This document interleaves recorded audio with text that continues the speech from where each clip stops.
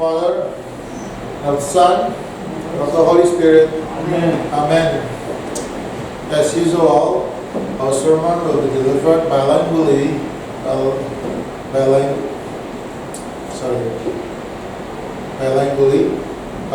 in English and in Bahasa. So, the theme for today, the truth that set us free, taken from Gospel of John chapter 8, verse 31st until the 36th. So today we actually celebrating what we call Reformation Day. This is the day that we remember that our church father, Martin Luther, nailed down the 95 Theses, the front door of the church in Wittenberg, Germany. This is not the sign of a protest. It's not just that. This is actually, or it was actually, return to the Word of God. That's what actually happened. It's not just a matter of protest. So, brothers, sisters in Christ, through Scripture, Martin Luther discovered the heart of the gospel. In Romans 3:28, a person is actually justified by faith apart of the good deeds of the work of the law. So that truth opened his eyes, opened the Martin Luther's eyes, and set his conscience free. So the Reformation, they remind us the true freedom is not political, economic, or social. It is spiritual freedom that comes from the truth of Christ. So there are a couple lessons that we're going to learn today. The first one is abide by His Word, the foundation of the true freedom. Verse 31. Jesus said, "If you hold to my teaching, you are truly my disciples." True discipleship means living under the authority of the Word, not human tradition or emotion. In Luther's time, church had drifted away from the Scripture, placing more trust in human authority and rituals. But God's Word broke through that darkness. Your Word is truth. John 17:17. So a living church is a church that constantly being reformed by the Word, not saved by culture or power. That's the thing that we need to remember. And the second thing, the truth that set us free, the first 32nd. Jesus did not speak of the truth about something. He spoke of the truth itself. Because Jesus is actually the truth, the one. John 14:6. Truth is not an idea, it's a person. He came to shatter the chain of sin, guilt, and fear. So, Reformation began not with rebellion, but with a heart transformed by Jesus Christ.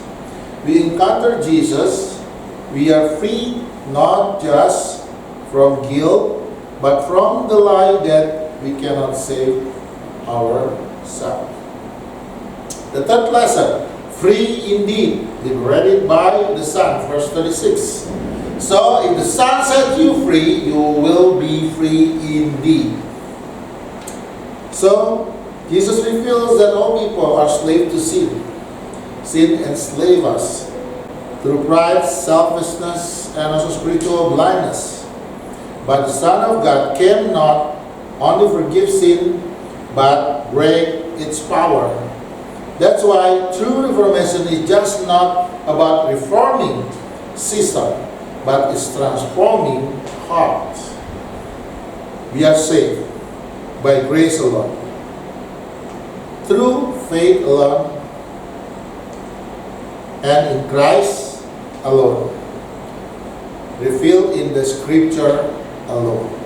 So sola gratia, sola fide, sola Christus, and sola scriptura. And for the application, living as the reformed people of God. Is the church today living under the world? No, excuse me. Is the church today living under the word or under the pressure of human oppression or human opinion? Are we allowing the word to correct, purify, and renew us daily? Are we living as people who have been set free to love, serve, and glorify Christ? Think about that. Reformation is not one-day event. It's an ongoing work of the Holy Spirit in the heart of believers who submit the words of God.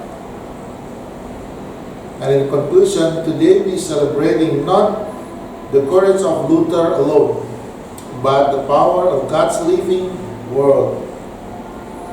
The word that still speaks, still convicts, and still set us people free. Heaven and earth will pass away, but my word will never pass away. Matthew 24:35. May our church, our homes, and our hearts be continually reformed by the grace and the truth of Christ, so the world may see that Christ alone is the truth that set us free. Jemaat yang dikasihi oleh Tuhan kita Yesus Kristus, tema kita pada hari ini adalah kebenaran yang memerdekakan kita. Bacaan ini diambil dari Yohanes 8 ayat 31 sampai 36.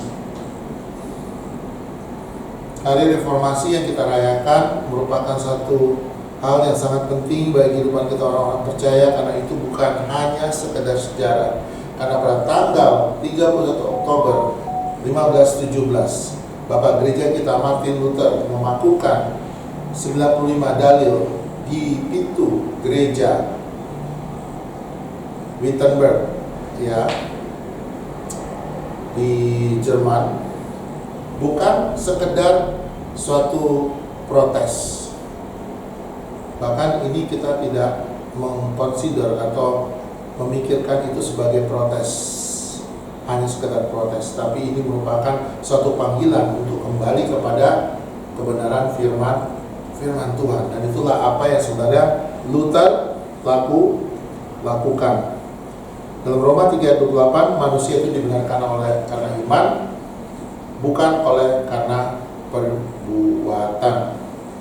Firman itu yang membuka matanya dan akhirnya memberikan hati nurani seorang Martin Luther.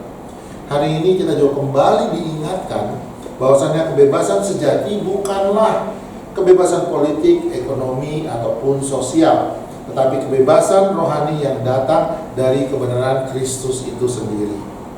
Nah, ada beberapa pelajaran yang akan kita pahami bersama. Yang pertama adalah tetaplah di dalam firman. Dasar kemerdekaan sejati yaitu yang disebutkan di ayat 31. Di sini Yesus berkata, "Jikalau kamu tetap dalam firman-Ku, kamu benar-benar adalah murid-Ku." Artinya kemerdekaan sejati itu sendiri tidak lahir hanya berdasarkan perasaan kita, tetapi maksud saya perasaan kita atau pendapat kita, ya, atau emosi kita, tetapi karena ketaatan dan kesetiaan pada firman Tuhan. Luther juga menemukan bahwasannya gereja pada zamannya telah jauh dari firman Tuhan, lebih menekankan tradisi, sistem, dan juga otoritas manusia. Dan itulah yang dilakukan oleh gereja Roman Katolik pada saat itu. Namun firman Tuhan akhirnya menembus semua belenggu-belenggu gereja pada saat itu yang merantai kebebasan itu, sehingga kita akhirnya merasakan kebebasan yang sepenuhnya yang Tuhan tawarkan kepada kita. Firman mu adalah kebenaran, Yohanes 17 ayat 17. Gereja yang hidup adalah gereja yang diperbarui terus oleh firman, bukan oleh tren atau kekuasaan dunia. Dan begitulah sebenarnya gereja atau disebut gereja bertumbuh. Pelajaran kedua adalah kebenaran yang memerdekakan, dan Yesus sendirilah itu kebenarannya, yaitu ayat 32. Karena dia berkata kebenaran tentang sesuatu, tetapi kebenaran itu adalah dirinya sendiri. Karena Yesuslah itulah kebenaran. Ayat Yohanes 14 ayat 6. Kebenaran ini bukanlah satu ide, tetapi pribadi yang hidup. Ia datang untuk mematahkan rantai dosa, rasa bersalah, dan rasa ketakutan manusia yang dalam. Reformasi dimulai ketika hati seseorang disentuh oleh kebenaran itu, dipengaruhi, dan bukan karena kekuatan manusia, melainkan karena Roh Kudus bekerja melalui firman. Ketika seorang mengenal Yesus, ia dibebaskan dari dosa dan mengalami satu kehidupan damai yang baru bersama Tuhan. Ketiga adalah dimerdekakan oleh karena anak, ayat 36.